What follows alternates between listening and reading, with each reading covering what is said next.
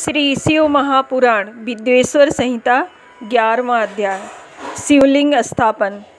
यह सुनकर ऋषियों ने पूछा, हे सूत जी, कैसे लिंग की स्थापना करनी चाहिए और उसके क्या लक्षण है? जिस देश अथवा काल में तथा जिस प्रकार उसका अर्चन करना योग्य है, कृपा कर मुझे यह बतलाइए। श्री सूत जी बोले, हे ऋषियों, गंगादि पवित्र नदियों के तट पर अथवा जैसी इच्छा हो वैसे ही लिंग की प्रतिष्ठा करें, किंतु पूजन नित्य होता रहे। पृथ्वी संबंधित द्रव्य जलमय अथवा तेजस अर्थात धातु आदि से बना हुआ जैसी रुचि हो वैसे लिंग का रोपण करें। चर मूर्ति बनानी हो तो छोटी बनावें, अचर बनानी हो तो बड़ी बनावें। शिव जी के लक्षणों से युक्त संयुक्त सिंहासन पर मूर्ति को पधरावें। मिट्टी, पत्थर और लोहा आदि के सांचे से इन्हीं धातुओं का 12 अंगुल का लिंग उत्तम होता है। यदि इससे न्यून होगा तो न्यून फल देगा। अधिक अंगुल का होने से कुछ दोष भी नहीं है। लिंग या बेर मूर्ति दोनों ही की पूजा शिवपद को देने वाली है। लिंग का स्थावर जंगम, यह भी 2 रूप हैं। स्थावर लिंग तरु, गुल्म, लता आदि हैं और जंगम लिंग कृमि, कीट आदि हैं। विद्वान जन स्थावर जंगम में इन्हीं को संभाल कर इनमें सुखपूर्वक अनुराग रखते एवं इस प्रकार की शिव पूजा करते हैं तथा कोई भक्त शिव जी की गोद में श्री उमा पार्वती जी को बैठाकर उन भगवान की पूजा करते हैं और इस प्रकार के महालिंग की स्थापना कर उनको अनेक प्रकार से पूजते हैं। गुरु से जानकर स्नान, वस्त्र, गंध, पुष्प, धूप, दीप, तांबूल, नैवेद्य, अर्घ, तर्पण और नमस्कार आदि करें। इससे शिवपद की प्राप्ति होती है। लिंग चाहे मनुष्यों का या ऋषियों द्वारा स्थापित किए गए हों, नए स्थापित हों या स्वयं प्रादुर्भूत हों, सबके उपचार की उपरोक्त एक ही विधि है। यदि कोई नियम पूर्वक शिव जी का दर्शन करता है तो उसे भी शिवलोक की प्राप्ति हो जाती है। पिसी हुई मिट्टी में गोबर मिलाकर अथवा कनेर के फूल, अनेक प्रकार के फूल, गुड़, मक्खन, भस्म, अन्न या जैसी इच्छा हो उससे लिंग बनाकर उसकी पूजा करें। कोई अंगूठे में ही शिव जी की पूजा कर लेते हैं। इसी प्रकार स्थान का भी कोई भेद नहीं है, जहाँ चाहे लिंग पूजन कर लेवें, इसका कुछ निषेध नहीं है। शिव जी सर्वत्र फलदायक हैं। जो श्रद्धा पूर्वक शिव भक्त को लिंग दान या लिंग मूल्य देता है उसे महान फल की प्राप्ति होती है। जो नित्य 10,000 प्रणव का जाप करता है अथवा प्रातः संध्या दोनों समय में जो 1,000 जप करे तो उसे शिवपद की प्राप्ति तो हो। ब्राह्मणों को पंचाक्षर शिवाय नमः के जप में प्रणव लगाना चाहिए तथा फल प्राप्ति के लिए गुरु से दीक्षा पूर्वक मंत्र ले लेना योग्य है। गुरु ज्ञानी होना चाहिए और उसमें भी ब्राह्मण होना योग्य है। ब्राह्मण को नमः शब्द पहले बोलना या लगाना चाहिए। अन्य वर्ण मंत्र में नमः शब्द कहें। स्त्रियां यथाविधि अंत में नमः शब्द लगावें। ब्राह्मण की स्त्री नमः पहले लगावे। जो इस प्रकार 5 करोड़ मंत्र जपे वह सदा शिव के समान हो जावे। 1, 2, 3, 4 करोड़ जपे तो ब्रह्मादिकों का पद पावे। यदि इस प्रकार जप और पूजा का क्रम चलावे तो नित्य 1-2 ब्राह्मणों को भोजन करावे। यदि कोई ब्राह्मण नित्य प्राय 1008 गायत्री का जप करे या नित्य वेद मंत्र सूक्त को जपे तो वह शिव पद को पावे। इसके अतिरिक्त और भी बड़े बड़े मंत्र हैं कि जिनके जपने और वेद का पारायण करने से शिव पद की प्राप्ति होती है। मंत्रों में जो मंत्र अपने को प्रिय लगे उसे ही जपें। यदि कोई ओम इस शब्द को 1000 बार जपे तो उसके सब मनोरथ पूर्ण हों। विद्वान को चाहिए कि वह आमरण शिव क्षेत्र में निवास करे। जहाँ कहीं मनुष्यों द्वारा लिंग पधराया होता है वहाँ 100 हाथ तक पुण्य क्षेत्र होता है। वहाँ जो भी पुण्य कर्म किया जाता है उसका 100 गुना फल मिलता है। और जहाँ ऋषियों ने लिंग पधराया हो वहाँ 1000 हाथ तक, और जो लिंग स्वयं निकले होते हैं वहाँ पर 4 हाथ की दूरी तक शिव क्षेत्र माना जाता है तथा उसका पुण्य भी वैसा ही उतना ही अधिक होता है। कवियों का कहना है कि ऐसे पुण्य क्षेत्र में कुआं, बावली, तालाब और तलाई आदि का होना आवश्यक है। उसे शिवगंगा कहते हैं। ऐसे स्थान में दान जप करना सर्वथा ही कल्याणप्रद है। दाह, दशाह, मासिक सपिंडीकरण, वार्षिक पिंडदान आदि शिव क्षेत्र में करने से सब पापों से मुक्ति करा देता है। शिव क्षेत्र में 7, 5, 3 या 1 रात अवश्य ही निवास करें। वर्णानुसार इसका भी उत्तम फल प्राप्त होता है।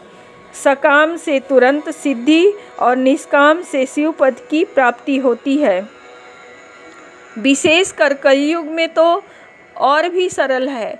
इतना सुनकर ऋषियों ने कहा, हे सूत जी, अब हमें ऐसे सभी पुण्य क्षेत्रों का वर्णन संक्षेप में सुनाइए कि जिसका सभी स्त्री पुरुष आश्रय लेकर शिवपद को प्राप्त करते हैं। हे योगियों में श्रेष्ठ, इन क्षेत्रों का आगमन कैसे हुआ यह भी हमें सुनाइए। सूत जी ने कहा, हे ऋषियों, क्षेत्रों का आगमन जैसे हुआ वह सब श्रद्धा सहित सुनिए। इति श्री शिव पुराण विद्येश्वर संहिता का 11वां अध्याय समाप्त। 12वां अध्याय शिव क्षेत्र विवेचन। शिव जी बोले, हे बुद्धिमान ऋषियों, मुक्तिदायक शिव क्षेत्रों को सुनिए। गहन वनों और पर्वतों से युक्त इस भूमि का 50 करोड़ एक ऐसा विस्तार है कि जिस पर इस विस्तृत जगत में इसके निवासियों के कल्याणार्थ जहाँ तहाँ श्री शंभु भगवान ने कृपा कर अपने क्षेत्रों की कल्पना की है। इसके अतिरिक्त ऋषियों और देवताओं ने ग्रहण और पाणी ग्रहण से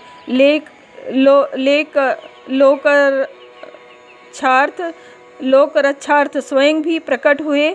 अनेक ऐसे क्षेत्र हैं कि जिनमें सर्वदा स्नान, दान और जप आदि करना योग्य है और न करने से दुख, दारिद्र्य तथा गूंगेपन का विकार मनुष्य को घेर लेता है। अहो, ऐसे भारतवर्ष में प्राण विसर्जन करने वाला मनुष्य ब्रह्मलोक को प्राप्त कर पुनः मनुष्य योनि को प्राप्त करता है। क्षेत्र में पाप करना वज्र की तरह दृढ़ हो जाता है। अतएव हे मुनियों, पुण्य क्षेत्र में निवास करने पर किंचित भी पाप न करें और जैसे भी हो सके मनुष्य को चाहिए कि वह सर्वदा पुण्य क्षेत्र में ही निवास करे। गंगा आदि नदियों के तट पर अनेकों तीर्थ हैं। 60 मुख वाली सरस्वती नदी बड़ी ही पुनीत है। उसके तट पर निवास करने वाला ब्रह्म पद को प्राप्त होता है। हिमालय से निकली सतमुखी गंगा नदी पतित पावन है। उसके तट पर वास करे अथवा काशी आदि अनेक पुण्य क्षेत्र हैं कि जिनमें जाकर बसे। सोनभद्र के तट पर बसे, उसमें स्नान करने और वहाँ व्रत करने से गणेश पद प्राप्त होता है। महानदी नर्मदा के तट पर बसे जो 24 मुखों वाली और वैष्णव पद प्रदान करने वाली है। 12 मुखों वाली तमसा नदी, 10 मुख वाली रेवा नदी और महापुण्यदायक गोदावरी नदी के तट पर बसे, जहाँ की बसने से ब्रह्म हत्या तथा गो हत्या का भी पाप नाश हो जाता है। इस 21 मुख वाली गोदावरी रुद्रलोक को देने वाली है। इनके अतिरिक्त 18 मुख वाली कृष्णवेणी नदी विष्णुलोकदायक, 10 मुख ही तुंगभद्रा ब्रह्मलोकदायक और सुवर्णमुखी नदी जो 9 मुखों वाली है, जो ब्रह्मलोक से अच्युत हुए प्राणियों को अपने तट पर जन्म देती है, तथा सरस्वती, पंपा, जन्या, श्वेत नदी, महापुण्या कावेरी जिसके 27 मुख हैं, ये सभी पुण्यदा, शुभप्रद और स्वर्गदायक हैं, तथा इनके तट पर ब्रह्मा और विष्णु पद के देने वाले हैं। ये सभी पुण्य क्षेत्र शिवलोकदायक और शिव संबंधी अभीष्टदायक हैं। इन सभी नदियों और क्षेत्रों में स्नान का अपना अपना उनका पृथक पृथक पर्व है। इन पर्वों और मुहूर्तों में जो इन नदियों में स्नान करता है, उसे उनके महात्म्य के अनुसार उत्तमोत्तम फलों की प्राप्ति होती है। यदि सदाचार, सत्प्रवृत्ति और सद्भावना से बुद्धिमान पुरुष इन नदियों के तट पर निवास करता है, तो उसे अनेकों प्रकार की रिद्धि सिद्धि प्राप्त होती है। किंतु ऐसे पुण्य क्षेत्रों में थोड़ा भी किया हुआ पाप मनुष्य के बड़े से बड़े पुण्य का नाश कर देता है, और जब उतने ही समय तक उसके लिए प्रायश्चित करे तब वह क्षय होता है, क्योंकि पुण्य ही ऐश्वर्य को देने वाला है।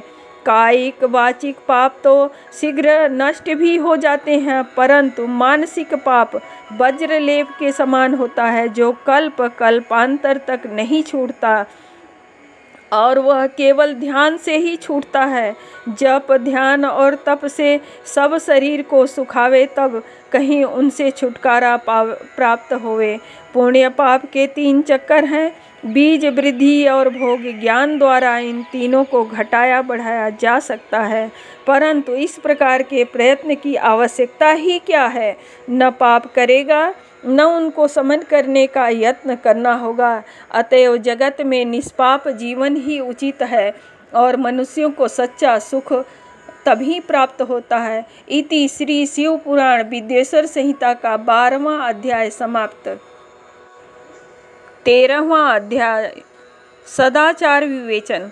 ऋषि बोले, हे विद्वान सूत जी, अब आप हमें बतलाइए कि धर्म क्या है और अधर्म क्या है, कि जिनसे स्वर्ग और नरक आदि लोकों में जाना पड़ता है, तथा वह सदाचार क्या है जिससे इन पर विजय प्राप्त किया जावे। सूत जी बोले, हे ऋषियों, ब्राह्मण, क्षत्रिय, वैश्य और शूद्र, इन चारों वर्णों को उचित है कि वे सूर्योदय से पूर्व उठकर अपने इष्ट देव का ध्यान करें, फिर अपनी उन्नति के लिए धर्म, अर्थ का और अपने पर आने वाली आपत्तियों तथा अपने आय व्यय पर पूर्णतया विचार करें। पूर्व दिशा की ओर मुख करके बैठने से उत्तम फल की प्राप्ति होती है। रात्रि का अंतिम प्रहर उषा कहलाता है। उसमें उठकर ब्राह्मण घर से दूर बाहर जाकर शौचादि कर्मों से निवृत्त होकर दातून करे और जल के देवताओं को नमस्कार करके स्नान करे।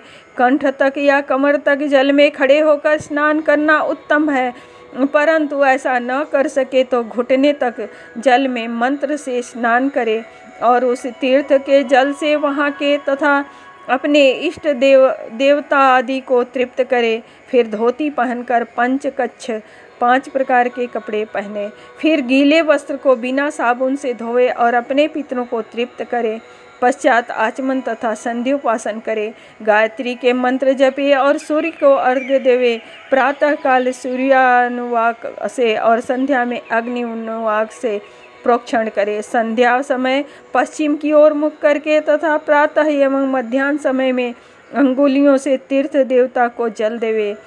फिर अंगुलियों के छिद्र से सूर्य भगवान को अस्त होता देखे और प्रदक्षिणा कर शुद्ध आचमन करे। संध्या से पहले संध्या न करे, समय से संध्या हो जाने पर ही संध्या करनी योग्य है। नित्य प्रति जितना जाप करना हो उससे 100 गायत्री अधिक जपे। गायत्री जपने का यह प्रमाण है कि 10 दिनों में 1 लाख गायत्री का जप पूरा करे। इस प्रकार देवताओं को तृप्त करने से अर्थ की सिद्धि होती है और जीव और ब्रह्म को जानकर प्रणव का नित्य अभ्यास करे और यह समझे कि रुद्र भगवान ही तीनों लोकों की सृष्टि के रचयिता, स्थितिकर्ता और संहारता है। इस प्रकार उनमें ज्ञान, कर्म, मन और बुद्धि लगा देने से वे परमात्मा, भोग, मोक्ष और धर्म देते ही हैं, साथ ही ब्रह्म पद भी प्रदान करते हैं। ब्राह्मण को उचित है कि वह नित्य 1000 गायत्री मंत्र जपे, सोहम भावना से जप करता हुआ जीव को पर ब्रह्म परमेश्वर से जोड़ देवे। इस प्रकार 1000 बार का जप ब्रह्म पद और 100 का जप इंद्र पद देने वाला है, तथा इससे कमती बढ़ती जप अपनी रक्षा के लिए और ब्राह्मण योनि प्राप्त होने के लिए है। परंतु नित्य सूर्य के सम्मुख जप करना चाहिए। 70 वर्ष तक नियम पूर्वक ऐसा जप करे, फिर संन्यास ले। नित्य प्रातःकाल 12,000 ओंकार का जप और हिसाब करके महीने भर में 1.5 लाख जप पूरा करे, कम न हो, तभी वह सच्चा सन्यासी है। जो इस प्रकार मंत्र ग्रहण करता है उसके सभी दोष शीघ्र ही दूर हो जाते हैं, अन्यथा वह रौरव नरक में जाता है।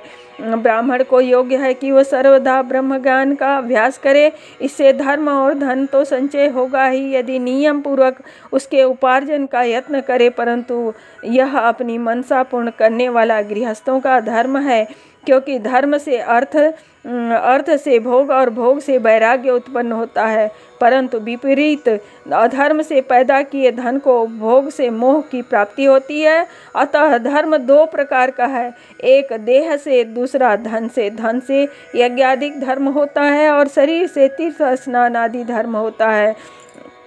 धन से धर्म और तप से दिव्य रूप की प्राप्ति होती है, किंतु निष्काम कर्म से शुद्धि और इसके पश्चात ज्ञान प्राप्त होता है। सतयुग के प्रारंभ में तप से ही प्रशंसा थी, किंतु कलयुग में धन की प्रधानता है। सतयुग में ध्यान से ज्ञान की प्राप्ति होती थी, त्रेता में तप से, द्वापर में भजन से, किंतु कलयुग में प्रतिमा पूजन से ज्ञान की उपलब्धि होती है। जो जैसा पाप पुण्य करता है उसे वैसा फल मिलता है। हिंसा ही अधर्म का स्वरूप है तथा अहिंसा धर्म का रूप है। अधर्म से दुख और धर्म से सुख मिलता है। यदि कोई उत्तम ब्राह्मण को 100 वर्ष तक वृत्ति देता है तो उसे ब्रह्मलोक प्राप्त होता है, तथा 1000 चंद्रायण व्रत करने से भी ब्रह्मलोक की प्राप्ति होती है, क्योंकि जब तक जिसका जो अन्न खाता है तब तक वह कुछ आत्मा विचार, कीर्तन, श्रवण आदि करता है, उसका आधा फल दाता को पहुंचता है। इसी प्रकार लेने वाले को चाहिए कि वह जो चीज़ ले उसका अंश या सभी यथावसर दूसरे दीनों को दान करता रहे। वह जप करे या अन्य उचित साधनों से पाप संशोधन कर दे, अन्यथा वह रौरव नरक में पड़ता है। मनुष्य को चाहिए कि वह अपने प्राप्त किए धन का 3 भाग करे, धर्म, वृद्धि, नित्य, नैमित्तिक, काम्य कर्म। धर्म से वित्त को बढ़ावे, बचत का कोष नियत करे, किसी को पीड़ा ना हो और अपना थोड़े में निर्वाह करे। यदि कृषि से उत्पन्न किया धन हो तो पाप शुद्धि के लिए उसका 10वां भाग दान कर दे, शेष से धर्म पूर्वक अपना संसार चलावे, अन्यथा रौरव नरक में पड़ेगा, या बुद्धि ही भ्रष्ट हो जाएगी या अन्न ही ना पैदा होगा। ऐसे ही व्यापार से पैदा किए हुए धन का 6वां भाग दान कर देना चाहिए, क्योंकि अपने भोग की वृद्धि के लिए स्वयं बुलाकर दान देना अच्छा होता है। याचना करने वाले को यथाशक्ति सदैव दान दे और कभी नागा ना करे, क्योंकि मांगने पर न तो देने से जन्म जन्मांतर के लिए ऋणी रह जाता है। बुद्धिमान को उचित है कि वह दूसरों को दोष दूसरों से ना कहे, सुना और देखा भी ना कहे। किसी को क्रोध उत्पन्न हो ऐसी बात ना कहे। प्रातः सायं दोनों समय संध्या और अग्निहोत्र करे। दोनों समय में ना हो सके तो एक समय तो अवश्य करे। कभी न बुझने वाली अजस्र अग्नि स्थापित करे, अथवा केवल जप मात्र और सूर्यदेव की वंदना ही करे। इस प्रकार आत्मकल्याण का इच्छुक यथाविधि नित्य ही ब्रह्म यज्ञ और देव पूजन किया करे। जो इस प्रकार नित्य अपने गुरु और ब्रह्म को पूजते हैं वे सभी सुख के भागी होते हैं। इति श्री शिव महापुराण विद्वेश्वर संहिता का 13वां अध्याय समाप्त। 14वां अध्याय अग्नि यज्ञादि विवेचन। ऋषि बोले, हे प्रभो, अग्नि यज्ञ, देव यज्ञ, ब्रह्म यज्ञ, गुरु पूजा तथा ब्रह्म तृप्ति को क्रम से हमें बतलाइए। सूत जी बोले, अग्नि में द्रव्य युक्त हवन करना ही यज्ञ अग्नि है, अग्नि यज्ञ है। हे ब्राह्मणों, यह अग्नि यज्ञ कई प्रकार का होता है। एक तो वह जो समिधा अग्नि से हवन की जाती है, दूसरी ब्रह्मचर्य अग्नि जिसमें ब्रह्मादि का बाहुल्य होता है। जब तक विवाह नहीं होता तब तक ब्रह्मचारी है, जब विवाह हो जावे तब 2 समय अग्नि यज्ञ करे। परंतु जिन महापुरुषों ने अपनी आत्मा में ही अग्नि आरोपण की हो और वनवासी हो, तो ऐसे पतियों के लिए समय पर थोड़ा और हितकर भोजन कर लेना ही अग्निहोत्र है। समय के विवाह के समय से अग्नि स्थान को सदैव सुरक्षित रखना योग्य है। उसे कुंड या भांड में रखे तो सर्वदा सुरक्षित रहे और कभी न बुझे। ऐसी अग्नि अजस्र अग्नि कहलाती है। हे ब्राह्मणों, सायंकाल की अग्नि आहुति से संपत्ति बढ़ती है और प्रातः काल की अग्नि आहुति से आयु बढ़ती है, तथा दिन में इंद्रादिक सब देवताओं के उद्देश्य से अग्नि जो आहुति दी जाती है वह अग्नि यज्ञ देवयज्ञ कहलाता है। ब्राह्मण और देवताओं की तृप्ति के लिए एक बार यज्ञ करें, शेष समय वेद का अध्ययन करें। हे ब्राह्मणों, अब एक और आदर्श सुनो। आदि सृष्टि में करुणा कर महादेव जी ने सर्व लोकों के उपकारार्थ सर्व औषधियों की औषधि प्रथम अपना वार अर्थात आदित्यवार बनाया और पुनः सप्ताह के शेष 6 दिनों को उनके गुणों के अनुसार उनकी वैसी रचना की। उन्होंने प्रत्येक दिन का उसका देवता और उसका फल नियत किया तथा जिससे आरोग्य, संपत्ति, व्याधिनाश, पुष्टि, आयु, भोग, मृत्यु, हानि ये यथाक्रम से प्राप्त होते हैं, वह विधि भी नियत की। उन वारों के देवताओं की प्रीति से उनकी पूजा का वैसा फल देने वाले भगवान शिव ही हैं। वह पूजा 5 प्रकार की कल्पित की गई है। जिस देवता को प्रसन्न करना हो उसी का मंत्र, होम, दान और जप करे। नेत्र, शिरोरोग व कुष्ठ की शांति के लिए आदित्य की पूजा कर ब्राह्मणों को भोजन करावे। 3 दिन, 3 महीने या 3 वर्ष अथवा इससे भी अधिक पूजा करें। यदि प्रारब्ध प्रबल हुआ तो गण आदि रोग नष्ट हो जाएंगे, इसमें संदेह नहीं है। पापों की शांति के लिए रविवार के दिन की पूजा उत्तम है, जिसमें जप आदि से इष्ट देव को प्रसन्न किया जा सकता है। लक्ष्मी के लिए सोमवार को लक्ष्मी पूजा करें। रोग शांति के लिए मंगलवार उत्तम है और इस दिन काली आदि का भजन पूजन करें और उर्द, मूंग आदि 4 सेर देकर ब्राह्मणों को भोजन करावें। बुधवार के दिन विष्णु का दही से वह अनेक प्रकार से भजन पूजन करें तो सर्वथा पुत्र, मित्र, कलत्र की पुष्टि होवे। बृहस्पति का दिन आयुवर्धक है। इस दिन ब्राह्मणों को गौ देवताओं को उपवीत वस्त्र चढ़ाकर क्षीर, दूध, घी से उनकी पूजा सेवा करें। भोगों का इच्छुक शुक्रवार को जितेंद्रिय हो षट रस भोजन युक्त देवताओं और ब्राह्मणों की पूजा करें। स्त्री प्राप्ति के लिए शनिवार के दिन रुद्र आदि का भजन पूजन करें और तिल का होम, तिल का दान, तिल का भोजन करावे। साथ ही उन दिनों उन देवताओं का नित्य पूजा, दान, स्नान, जप, होम और तर्पण करता रहे। देश, काल, पात्र का विचार कर जो श्रद्धा सहित इन वारों के नियम का पालन करता है उसे इस देवोपासन द्वारा सब कुछ प्राप्त हो जाता है। ब्राह्मणों को मंत्र पूर्वक और शूद्रों को तंत्र विधि से पूजन कराना योग्य है। धनाभाव हो तो तब से देवताओं की उपासना करे, धनी हो तो धन से पूजा करे, परंतु जो कुछ करे श्रद्धा से करे। फिर तो उसके इस प्रकार करते रहने से समयानुसार उसे ज्ञान की प्राप्ति हो जाती है। जो ब्राह्मण इस अध्याय को पढ़ेंगे और दूसरों को सुनाएंगे उन्हें देव यज्ञ का फल प्राप्त होता है। इति श्री शिव महापुराण विद्वेश्वर संहिता का 14वां अध्याय समाप्त।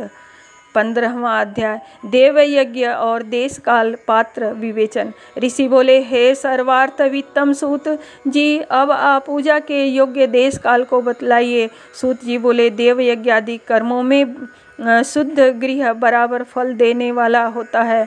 उससे 10 गुना गोष्ठ गौओं को बांधने की जगह, उससे 10 गुना जल का तट, उससे 10 गुना बेल, तुलसी, पीपल की जड़, नदी, देवालय, तीर्थ का तट, नदी, तीर्थ नदी का तट, सप्त गंगा का तट, जिससे गंगा, गोदावरी, कावेरी, ताम्रपर्णा, सिंधु, सरयू, रेवा, ये सातों नदियाँ सप्त गंगा कहलाती हैं। इनसे 10 गुना फल समुद्र का तट और उससे 10 गुना पर्वत की चोटी पर पूजन करने से होता है।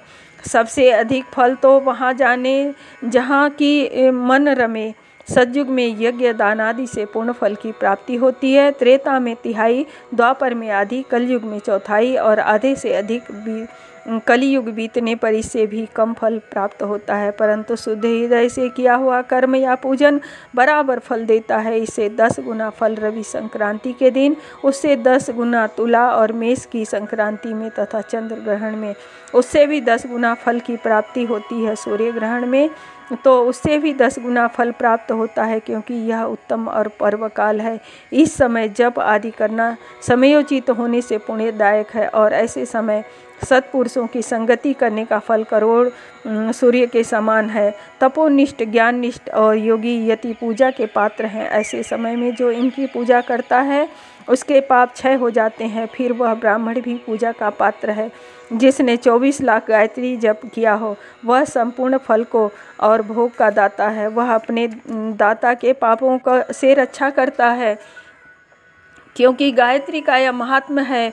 वह अपने गान करने वाले की पाप से रक्षा करती हैं, इसी से वह गायत्री कहलाती हैं। गायत्री के जब से शुद्ध हुआ ही ब्राह्मण शुद्ध है, वही सब प्रकार से योग्य पात्र है। नर नारी आदि जीव कोई भी हो, जो भूखा हो वही अन्न का दान का पात्र है। इच्छा वाले को देना अभीष्टदायक है। मांगने पर दिया तो आधा फल, सेवक को दिया तो चौथाई फल, और यदि ब्राह्मण दीन हो तो उसे देने से 10 वर्ष का फल प्राप्त होता है। ब्राह्मण तो जाति से ब्राह्मण ही है। यदि ब्राह्मण वेद पाठी है, गायत्री के जाप से युक्त है, तो उसे दान देने से वैकुंठ की प्राप्ति होती है। शिव भक्त को दान देने से कैलाश की और सभी प्रकार के दान जिस उद्देश्य से दिए जाते हैं उससे उसी प्रकार के फल प्राप्त होते हैं। जिस उद्देश्य से दिए जाते हैं उससे उसी प्रकार फल प्राप्त होते हैं। जैसी भी हो, थोड़ा या बहुत देवार्पण बुद्धि से किया हुआ दान अंततः भोग देता है। मनुष्य को तप और दान से ये दोनों ही सर्वथा करना चाहिए। देवताओं की तृप्ति के लिए सभी भोग देना चाहिए। ऐसा करने से उत्तम जन्म मिलता है, सभी भोग मिलते हैं। ईश्वरार्पण बुद्धि से दान करें तो मोक्ष मिलता है। इस अध्याय के पढ़ने सुनने से धर्म बुद्धि उत्पन्न होती है और ज्ञान की सिद्धि होती है। श्री शिव महापुराण विद्वेश्वर संहिता का 15वां अध्याय समाप्त। ओम नमः शिवाय।